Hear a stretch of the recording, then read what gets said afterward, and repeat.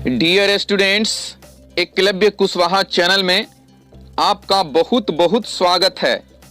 आपका हार्दिक स्वागत है। आपका तहे दिल से स्वागत है।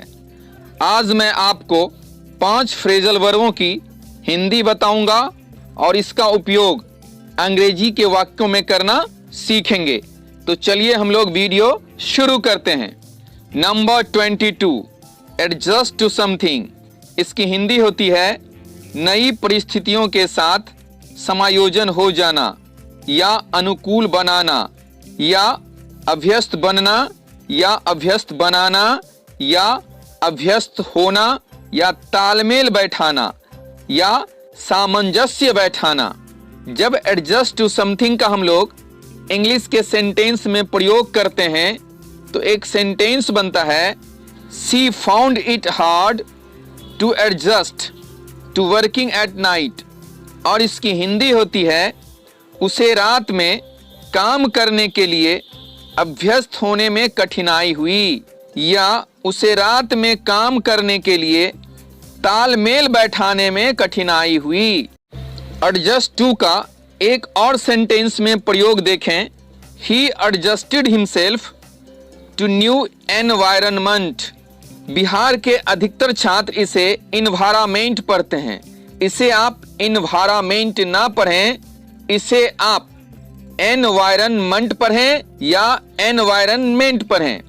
इसकी हिंदी होती है, उसने अपने आप को नए पर्यावरण के अनुकूल बना लिया या उसने अपने आप को नए पर्यावरण के अनुकूल ढाल लिया या उसने अपने आप को नए पर्यावरण के अनुकूल अभ्यस्त बना लिया।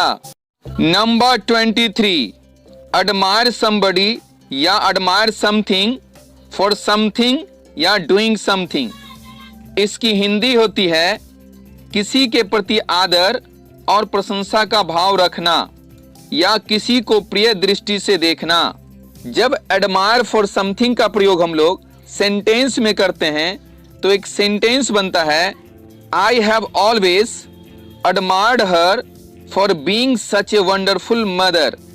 इसकी हिंदी होती है, ऐसी अद्भुत माँ होने के लिए मैंने हमेशा उनकी प्रशंसा की है या ऐसी अद्भुत माँ होने के लिए मैंने सर्वदा उनकी प्रशंसा की है या ऐसी अद्भुत माँ होने के लिए मैंने सदैव उनकी प्रशंसा की है या ऐसी अद्भुत माँ होने के लिए मैंने हमेशा उनकी बड़ाई की है।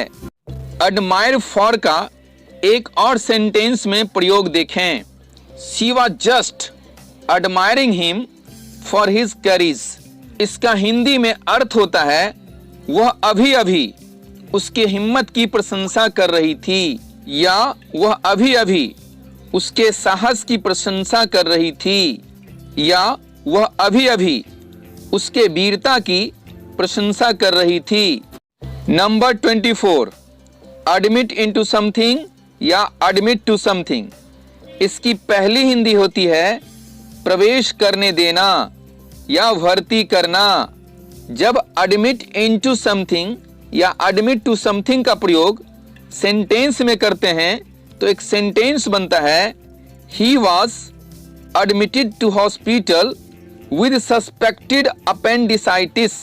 इसकी हिंदी होती है, उसे संदिग्ध अपेंडिसाइटिस के कारण अस्पताल में भर्ती कराया गया या उन्हें संदिग्ध अपेंडिसाइटिस के कारण अस्पताल में प्रवेश कराया गया या अस्पताल में दाखिल कराया गया। एडमिट इनटू का एक दूसरे वाक्य में प्रयोग देखिए, ही was admitted into the room. और इसकी हिंदी होती है, उसे कमरा में जाने दिया गया या उसे कमरा में प्रवेश करने दिया गया या उसे कमरा में आने दिया गया, यानी उसे कमरा में आने की अनुमति दी गई। एडमिट टू का एक दूसरा अर्थ देखिए, अपनी गलती स्वीकार कर लेना या किसी अप्रिय बात की सत्यता मान लेना या सत्यता स्वीकार कर लेना। जब एडमिट टू का इस अर्थ में प्रयोग करते हैं तो आप एक सेंटेंस बना सकते हैं he refuse to admit to the theft, और इसकी हिंदी होती है उसने चोरी की बात स्वीकार करने से इनकार कर दिया, या उसने चोरी की बात मानने से इनकार कर दिया, या उसने चोरी की बात मानने से अस्वीकार कर दिया, मना कर दिया। नंबर 25, एडमिट ऑफ, इसका हिंदी में अर्थ होता है गुंजाइश होना।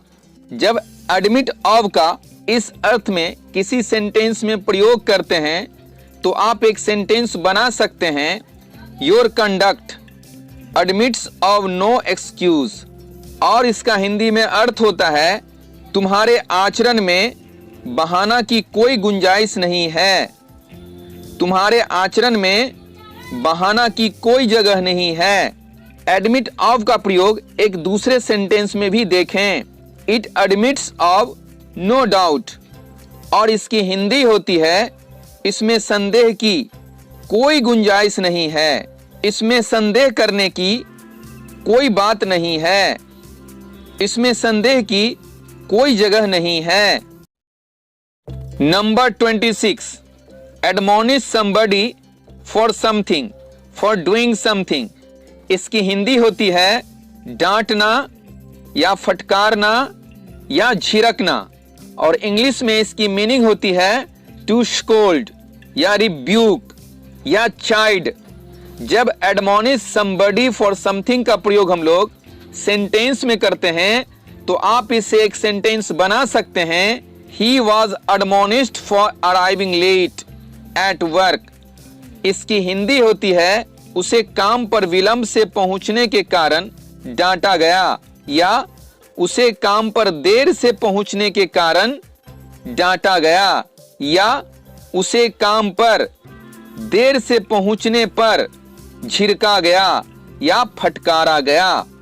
एडमोनिश समबडी फॉर समथिंग का प्रयोग करके एक दूसरा सेंटेंस बनाते हैं the teacher admonished the girl for coming late, इसकी हिंदी होती है शिक्षक ने लड़की को विलंब से आने के कारण डांटा, या शिक्षक ने लड़की को देर से आने के कारण फटकारा, या शिक्षक ने लड़की को देर से आने पर डांटा।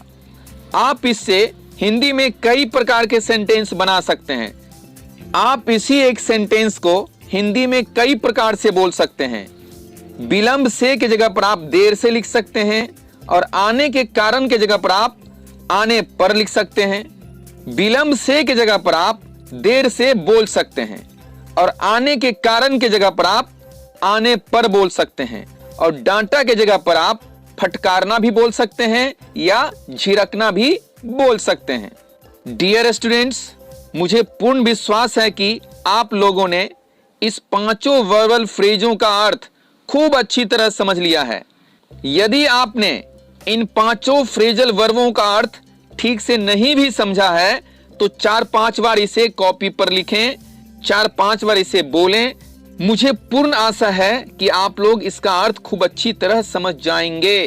अब मेरी अगली भेंट आपसे अगले वीडियो में होगी। तब तक के लिए बाय बाय।